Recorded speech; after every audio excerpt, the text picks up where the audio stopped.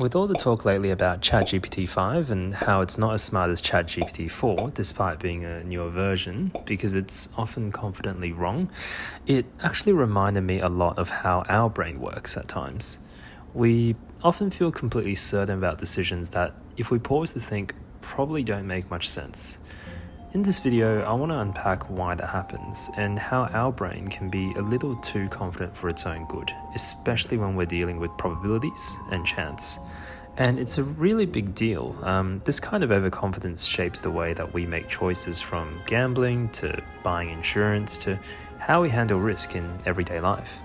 It's really quite interesting once you get into it. Before that, I just want to quickly say a lot of this is based on research from Professor Kahneman from his fantastic book Thinking Fast and Slow. If you haven't read it before, I definitely recommend you check it out. So let's start this off with a really quick example. In the 4 examples on the screen, your chances of receiving $1 million improve by exactly 5% each time. So do the different scenarios feel equally good to you? Of course not, right? Most people would agree that 0 to 5% and 95 to 100% is far better than the other two.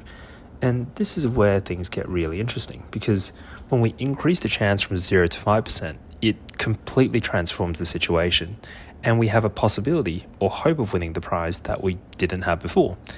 It is a qualitative change, and that's exciting. Even though the change from 5 to 10% doubles the probability of winning, most people agree that how excited you are about your chances of winning doesn't suddenly double. The impact of the 0 to 5% is what's called the possibility effect, which is this idea that we give a lot more weight to very unlikely outcomes, much more than they deserve. We see this all the time in our day-to-day lives. The whole gambling industry is built on this, where people will pay a premium for very small chances to win a large prize, whether that's the slots or the lottery. The improvement from 95 to 100% is another qualitative change that has quite a large impact, and this is called the certainty effect. And it's the opposite, where instead we often underestimate how certain a high probability event actually is. And Kahneman uses quite an entertaining example to show this. So imagine you inherit $1 million, but your step-sibling tries to contest it in court, and you have a court case, and you manage to absolutely smash them, but the decision is expected tomorrow. Well, your lawyer comes up to you and tells you you've got a strong case and that you've got about a 95% chance to win, but he reminds you that court decisions are never perfectly predictable. You're then approached by a risk adjustment company, and they offer to buy your case out for $910,000.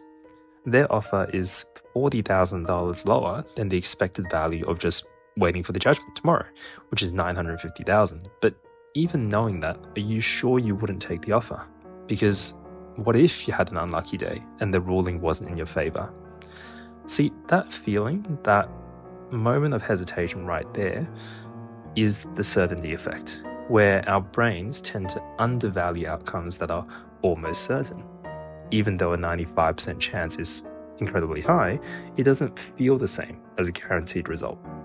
If we were to visualize all of this in a graph, we would get something like this, where the line down the middle is how we should feel about different outcomes, but as you can see, the two ends are very disproportionate to the actual chances. And companies take advantage of this all the time, right? In fact, the whole insurance industry is built on this idea where you're paying a premium to a company to cover you in the event that something goes wrong. And insurance salespeople, when they talk to you, they're never going to show you proper data or statistics for what they're selling. They're saying things like, remember that flood that happened 3 years ago? Well, that could happen again. Think about that. But in real life, we can't always see probabilities. So how do you know if insurance is good or not? Well, aside from big life-changing items like car insurance or major health insurance, where you can't afford the risk no matter how big, remember that no company is going to offer you an insurance deal they are likely to lose money on. They have teams and teams of analysts who look at this every single day. So they've actually made it very easy. They've done all the work for you. The fact that they're even offering you an insurance deal means whatever price tag they put on the deal is not going to be worth it.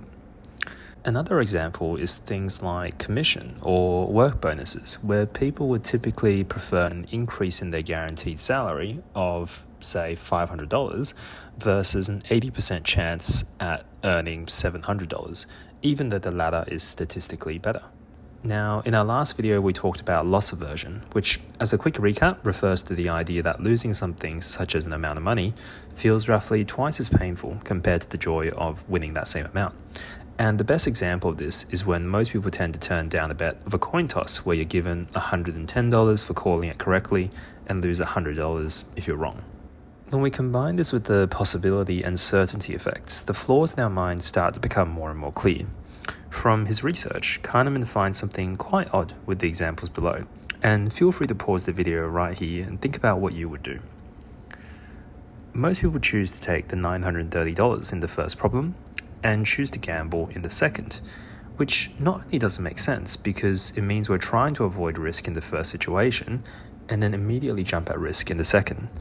But what's worse is that statistically, it's exactly what we shouldn't be doing in both of these situations. And Kahneman finds this pattern time and time again across a number of experiments he does where people just don't like to take risk when winning something and take a lot more risk than they should when the alternative is to take a sure loss. And if we just hone in on the second example for a second, this happens largely because of this idea of loss aversion again, where to our mind, losing $930 is a very painful thought, whereas a 95% chance to lose $1,000 is also pretty bad. But imagine how good we would feel if we landed on the 5% and didn't have to take any loss.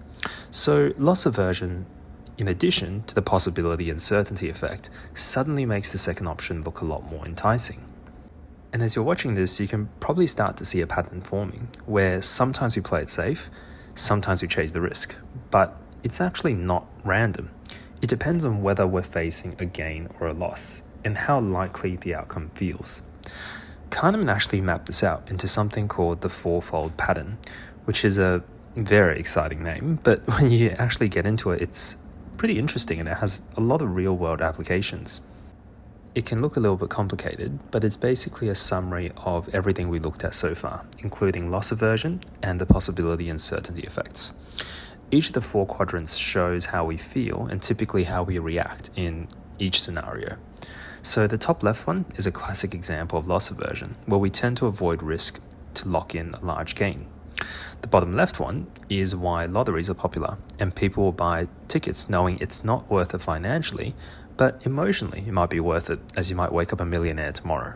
And that hope or that dream in your mind often is what offsets that premium that you're paying. The bottom right is where insurance is bought, and it's literally how the entire insurance industry exists, where people will pay a premium to protect themselves against an unlikely disaster and, most importantly, for a peace of mind. The worst of all is the top right, and this is where disasters happen. It's when people make desperate and bad gambles to try win back their losses. If you've ever been to a casino, you've probably experienced this. So the funny thing is, ChatGPT being confidently wrong is basically just a mirror of how we think. We're constantly predicting, simplifying, and feeling certain, even in situations where we probably shouldn't be. So the next time your brain insists it's definitely right, maybe take that with the same grain of salt you give ChatGPT. Thanks for watching, and if you enjoyed this one, don't forget to like, subscribe, and I'll catch you in the next video.